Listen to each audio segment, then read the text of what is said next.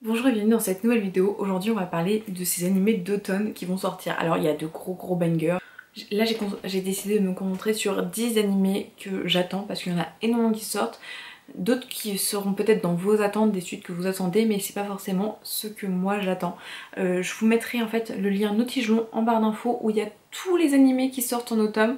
Moi je sais que c'est sur ce site que je vais voir qu'est-ce qui va sortir, même s'il y a certaines choses, je le sais d'avance parce que les maisons d'édition en parlent, Crunchyroll en parle, parce que je suis sur les réseaux donc je suis un petit peu les actus, tout ça. Mais du coup là on va se concentrer sur 10 animés que j'attends le plus d'automne 2023 et que je vais essayer de regarder.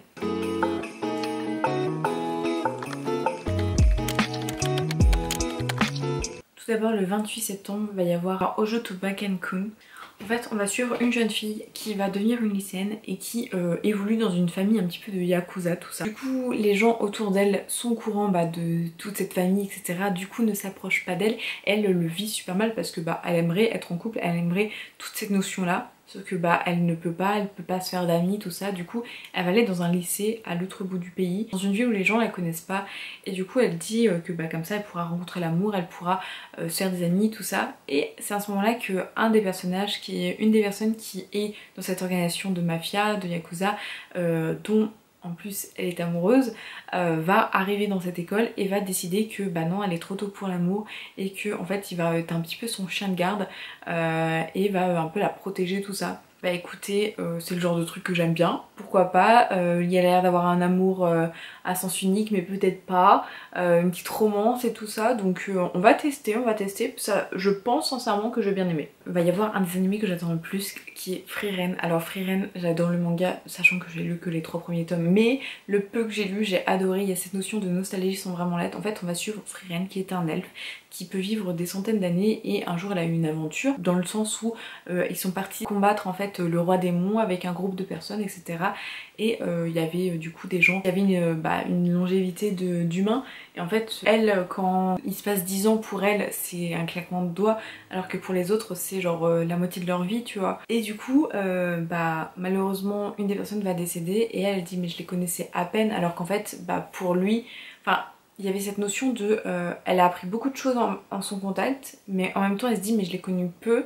Et elle fait, je veux mieux comprendre les humains en fait. Et en fait en partant de ce postulat là, elle va avancer, elle va grandir et elle va essayer de refaire un petit peu le chemin qu'elle avait fait dans son aventure avec ses amis.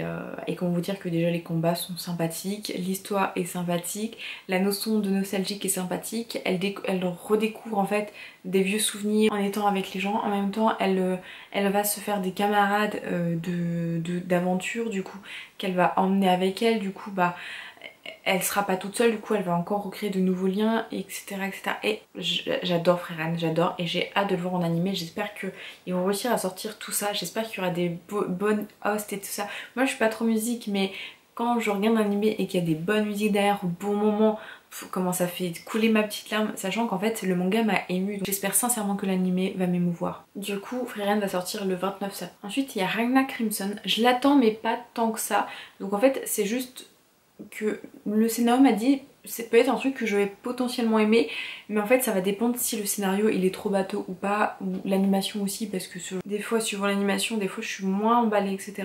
Mais du coup ça va sortir le 30 septembre.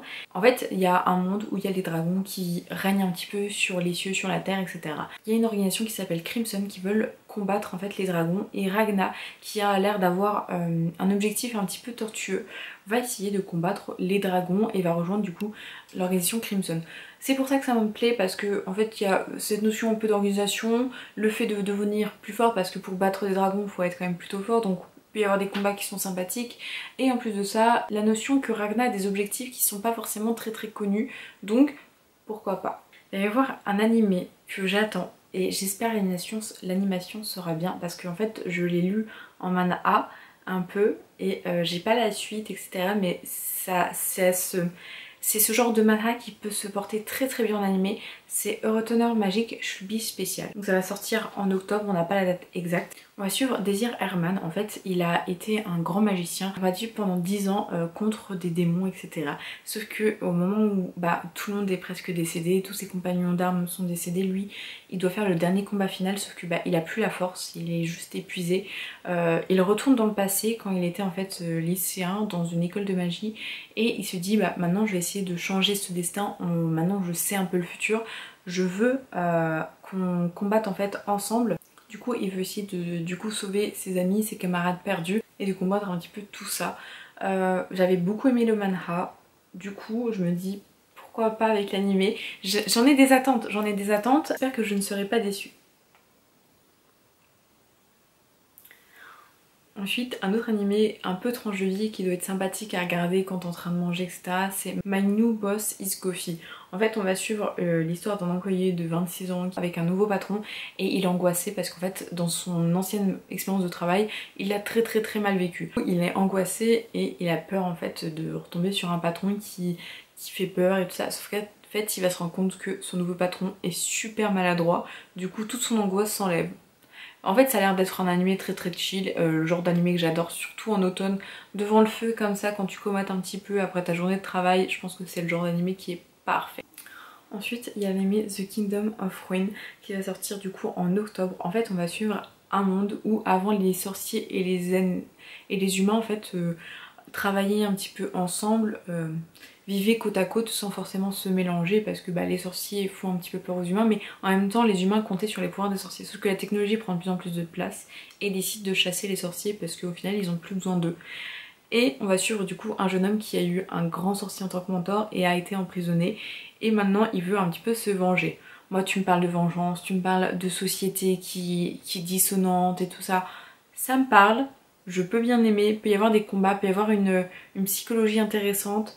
S'il y a un petit peu de magie, un peu de sorcellerie, un petit peu de tout ça, c'est ma came, du coup je peux fortement aimer. J'espère que ce sera cool, j'ai beaucoup trop hâte. Ensuite alors ça va être un nom à rallonge, c'est Ur der Dating Story, The Experience You on the Inexperienced Me. Ça va sortir en octobre. À cause d'un gage, il y a un étudiant qui est introverti, il va devoir déclarer sa flamme à la fille la plus populaire du lycée et en fait elle va dire oui et du coup ils vont se retrouver un petit peu dans cette relation.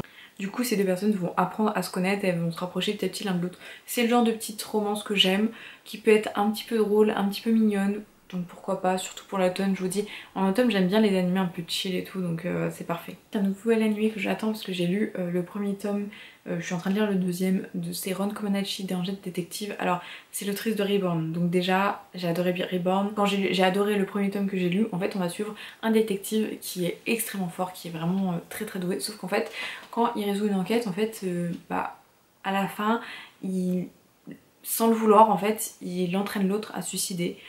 Très clairement, du coup il est coupé du monde de détective, il le vit ultra mal mais en même temps il a pas envie de tuer des gens, c'est pas son but en fait, mais il le fait pas sa volonté. Du coup il va un jour s'allier avec un policier qui va le chercher en fait et du coup ils vont pouvoir résoudre des enquêtes ensemble. En fait le policier va prendre un petit peu les honneurs de l'enquête et va l'empêcher en fait de tuer quelqu'un et l'autre va avoir son plaisir de mener une enquête.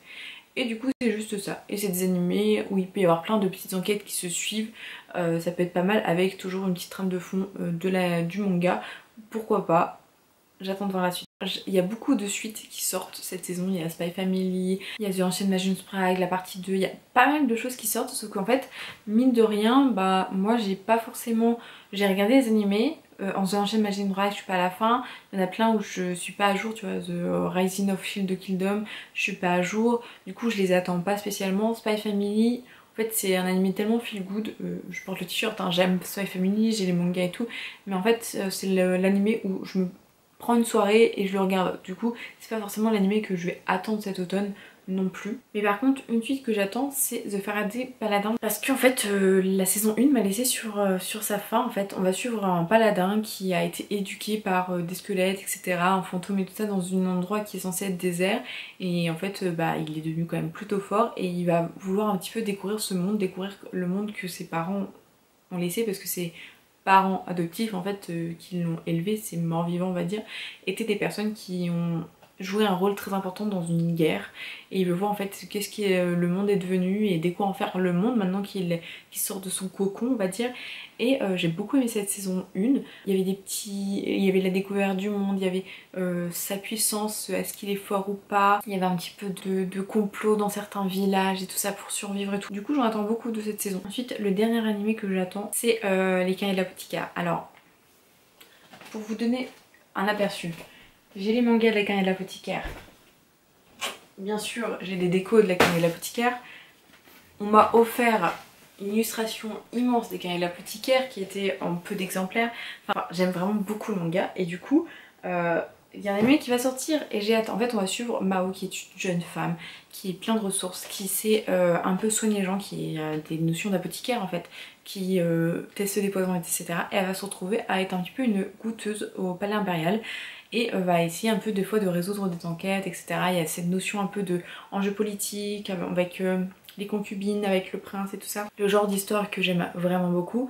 Va y avoir un peu ces notions d'enquête et tout. Enfin, c'est un animé, c'est un manga qui est ultra riche, ultra bien et ça sort en animé et du coup bien sûr que je veux voir ça adapté en animé. Je sais que je connais des personnes qui quand le manga ne regardent pas l'animé, quand ils ont l'animé ne prennent pas le manga ou au contraire quand ils ont un manga, quand l'animé est sorti ou etc. ils sont dégoûtés, ils revendent le manga parce qu'ils préfèrent suivre un animé que avoir deux supports. Moi je sais que quand j'aime une œuvre je veux le voir de toutes les manières possibles et inimaginables comme Mayapi Mariage qui est en train de sortir en ce moment en animé quand je filme cette vidéo et du coup j'ai les mangas, je regarde l'animé et j'adore ça. J'ai très hâte pour Les Cahiers de l'apothicaire.